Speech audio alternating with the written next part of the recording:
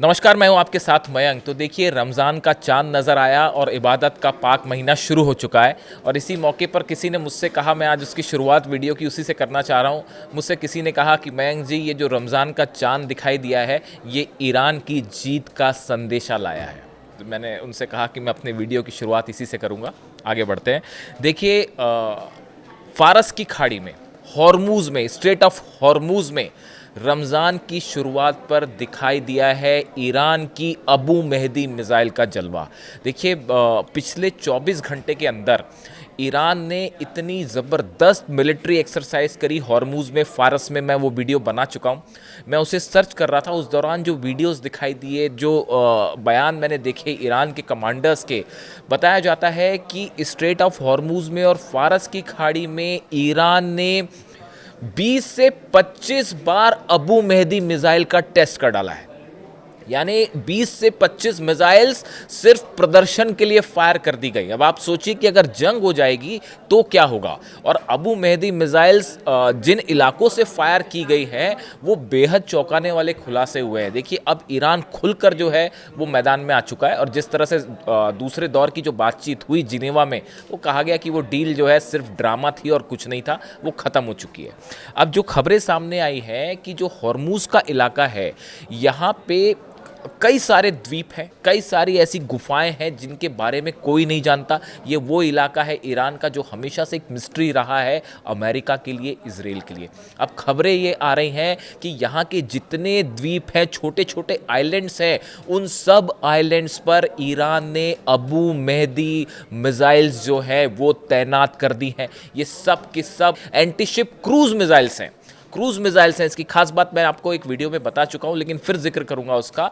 50 से ज़्यादा छोटे छोटे इलाके हैं जो कि छोटे छोटे आइलैंड्स हैं। इन सब के ऊपर ईरान ने अबू मेहदी मिसाइल्स तैनात कर दिए।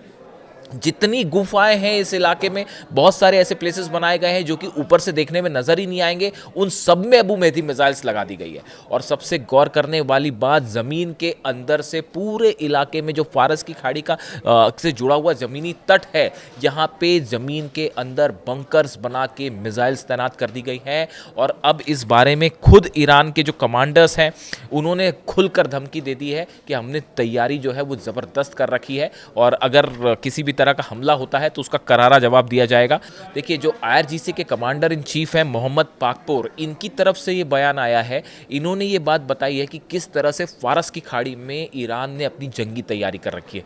पिछले कुछ समय में आपने देखा, डोनाल्ड ट्रंप की तरफ से, मार्को रूबियो की तरफ से, पीट हेग्सेट की तरफ से, जो रक्षा मंत्री हैं अमेरिका के, इनकी तरफ से तमाम बयान आए और ये कहा गया कि हमारा जो है वो अलग अलग एयरक्राफ्ट कैरियर्स पहुंच रहे हैं, जहाज़ पहुंच रहे हैं, इस तरह के बयान आए, अपने असलहों का प्रदर्शन किया गया। उसका जवाब अब ईरान ने भी दे दिया है खुल के, और ईरान ने भी बता दिया है कि हमारी मिसाइल्स की रणनीति क्या है। और आप खुद सोचिए, अगर 20 से 25 अबू मेहदी मिसाइल सिर्फ प्रैक्टिस में फायर कर दी गई तो इससे बड़ा और कुछ ताकत का प्रदर्शन नहीं हो सकता। अब देखिए, बताया ही जा रहा है जो अबू मेहदी मिसाइल है, इसको लेकर दो बातें हैं। ये इतनी डेंजरस क्यों है और कैसे इससे अब्राहम लिंकन को खास तौर पर खतरा है, डिस्ट्रॉयर्स को खतरा है अमेरिका के।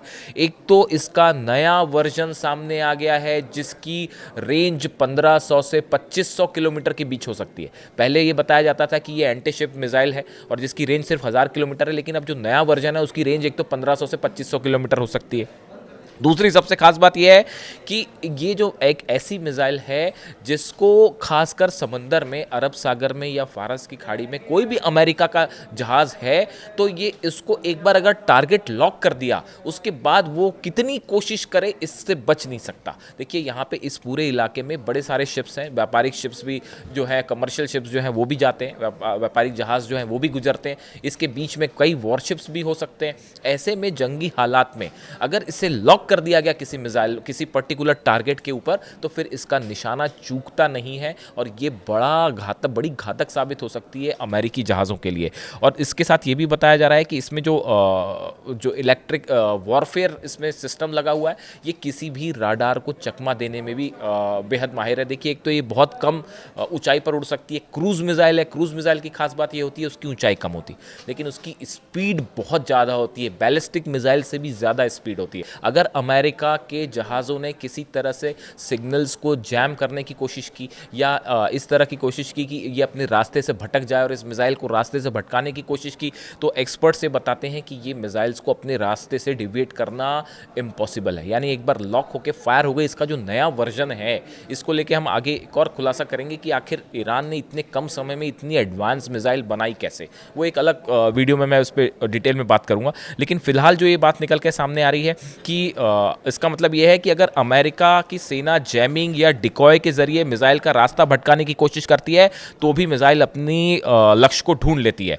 और रडार होमिंग या इंफ्रारेड चैनल्स को जोड़ते हुए ये डुअल सीकर तकनीक का इस्तेमाल करती है। यानी आप सरल शब्दों में समझें कि इसको रास्ते से भटकाया नहीं जा सकता, वो हिट करेगी टारगेट पे। अब इस हालात में देखिए बड़े सारे जो है अमेरिका के शिप्स जो हैं वो इस समय फारस की खाड़ी में है, डिस्ट्रॉयर्स है, एयरक्राफ्ट कैरियर है, डिस्ट्रॉयर्स है, 700 किलोमीटर अब्राहम लिंकन का डिस्टेंस है। ऐसे में ये और गौर करने वाली बात यह है कि अबू मेहदी के तीनों वर्जन लॉन्च कर दिए गए। जहाज़ से भी फायर हो सकती है, पनडुब्बी से भी फायर हो सकती है, और जो है वो तटीय इलाकों से भी फायर हो सकती है। यानी अगर इसे किसी जहाज़ पर लोड करके, जो ख़ास तौर पर ड्रोन कैरियर्स हैं ईरान के, अगर उस पर लॉन्च कर दिया गया, या कुछ ऐसे जहाज़ जो कि बताया जाता है कि चीन ने प्रोवाइड करती हैं, उस पर लॉन्च करके आप इसे काफ़ी अंदर तक ले जा सकते हैं और उसके बाद फायर कर सकते हैं। यानी रेंज का भी कोई मुद्दा नहीं है, ये बड़ी रेंज तक जो है वो कवर कर सकती है। यानी अरब सागर तक इसकी रेंज बताई जा रही है। और जैसी जानकारियाँ आ रही हैं उसके मुताबिक 500 से 600 अबू मेहदी मिसाइल्स जो हैं वो सिर्फ अमेरिका के अब्राहम लिंकन और जो उसके साथी जहाज हैं, डिस्ट्रॉयर्स कहलाते हैं अलग अलग, इसको निशाना साधते हुए तैनात कर दिए गए हैं। यानी आप सोचिए अमेरिका का एक हमला, पहली बात तो ये अमेरिका हमले की कोशिश करेगा, हिम्मत करेगा नहीं करेगा, यही अपने आप में बड़ा सवाल है। बहुत सारे लोग कह रहे हैं कि अमेरिका कोशिश करे, शायद हिम्मत ही ना कर पाए हमला करने की। लेकिन अगर हमला होता भी है तो भी उस स्थिति में ईरान ने अपनी जो तैयारी कर रखी है, जितने डिस्ट्रॉयर्स हैं, जितने एयरक्राफ्ट कैरियर हैं, दूसरा एयरक्राफ्ट कैरियर भी पहुंचने वाला है। और देखिए इनकी लोकेशंस चाइना जो है अपने सैटेलाइट से लगातार प्रोवाइड कर रहा है। ऐसे सिचुएशन में ईरान ने अपनी मिसाइल्स ऑलरेडी निशाने पर टारगेट करते हुए लॉक कर रखी हैं कि जैसी ज़रूरत पड़ेगी तुरंत फायर किया जाएगा। इसके अलावा हॉर्मुज में जो अब खबरें आ रही हैं, चीन ने अपने जंगी जहाज़ भेज दिए हैं, रूस का एक जंगी जहाज़ जो है वो बंदर अब्बास पहुंचा है। बड़ी खबर, बंदर अब्बास पोर्ट है सबसे बड़ा ईरान का, और यहाँ से ये वो इलाका है जहाँ से पूरे हॉर्मुज में फारस की खाड़ी पर नियंत्रण रह सकता है। और बंदर अब्बास ही वो जगह थी जहाँ पे कई बार मोसाद की तरफ से हमले किए गए। अब ईरान की मदद के लिए रूस ने अपने कई जंगी जहाज़ जो है वो बंदर अब्बास भेज दिए हैं। चाइना के जहाज़ जो कि ऑलरेडी ईरान के पास थे वो भी हॉर्मुज पहुंच गए। और जैसी खबरें रूस से हैं, रूस ने साफ कर दिया है कि अगर यहाँ पे हमला होता है तो कैसे एक बड़ी रणनीति तैयार हो गई है कि अगर ईरान पर हमला होता है तो ईरान की सेना कैसे जवाब देगी, उसमें चीन के जहाज़ और रूस के जहाज़ कैसे मदद करेंगे, अमेरिकन एयरफोर्स अगर हमला करती है तो उनको कैसे काउंटर किया जाएगा, मिसाइल से हमले होते हैं तो कैसे काउंटर किया जाएगा, टॉमहॉक मिसाइल से हमले होते हैं तो उन्हें कैसे रोकने की कोशिश है, और या फिर अगर काउंटर अटैक करना है तो कौन इजराइल पर हमला करेगा। ये बताया जाता है एक पूरा बड़ा प्लान ईरान की सेना ने तैयार कर लिया है। और अब सिर्फ इंतज़ार इस बात का कि क्या अमेरिका हमला करेगा, क्या अमेरिका निशाना बनाएगा। अगर ये होता है, ये हमला होता है, तो बड़े सारे एक्सपर्ट्स कह रहे हैं ये मिडिल ईस्ट के इतिहास की सबसे बड़ी गलती होगी अमेरिका की अगर ईरान पर हमला करता है तो। और ये पूरा इलाका हॉर्मुज और फारस की खाड़ी में, यहाँ पे ईरान को घुस के हराना एक ऐसा काम है कि आप शेर की मान में घुसकर उससे लड़ रहे हैं।